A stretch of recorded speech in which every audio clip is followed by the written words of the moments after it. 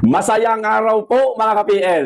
Dahil sa pagiging sikat ngayon ni NBI Director Matibag, mga kababayan, di ba guys, siya po halos ang nakikita natin ngayon sa mga mainstream media, pinag-uusapan ng ating mga kababayan at higit sa lahat, kinaiinisan po ng mga kaibigan nating DDS.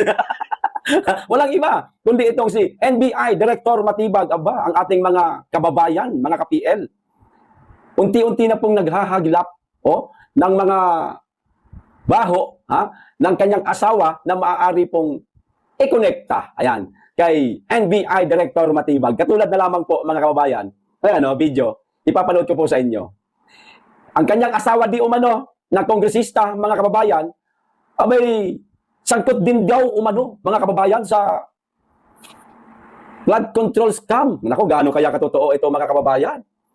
Kayo na lamang po ang humusga.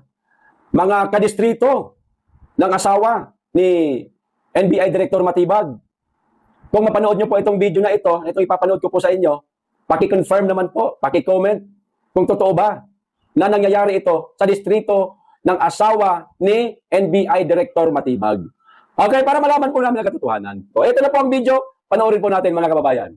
Mga kababayan, balik tayo sa flood control. Baka makalimutan, polo sila fishing expedition sa impeachment. This time, puntahan natin ang Lone District ng San Pedro City, Laguna. Mga matibay daw ang mga opisyal dito at ang asawa nito. Masilip na ang mga proyekto nila kung matibay ba. First up, Tunasan River, malapit sa La Maria Subdivision, river protection na nakakahalaga ng 47 million pesos. Pero nasaan? Pat wala dito sa coordinates na ibinigay ng DPWH. 231 calendar days. Contract effectivity, March 31, 2025. Contract expiry date, November 16, 2025. Wala pa. Nasaan ang proyekto? Di pa lumpisahan? Damo at patay na creek lang ang makikita sa lugar. By the way, salamat po sa nagbigay ng footage. Kapit-bahay mo siya, Atty. Matibag, sa property mo dyan sa lugar. Sa di kalayuan sa Barangay San Antonio pa rin, isa pang protection structure sa kahabaan ng Tunasan River, malapit sa SLEX upstream, 345 calendar days. Contract effectivity, February 14, 2025. Contract expiry, January 24, 2026. O diba, dapat tapos na, pero ang accomplishment, 34.23% pa. Sa drone shot, parang wala kaming makita. Sa dalawang proyekto, isang contractor ang nakakuha lang nito. Ito ang Ben Labien Builders Corporation na nakabase rin sa Laguna.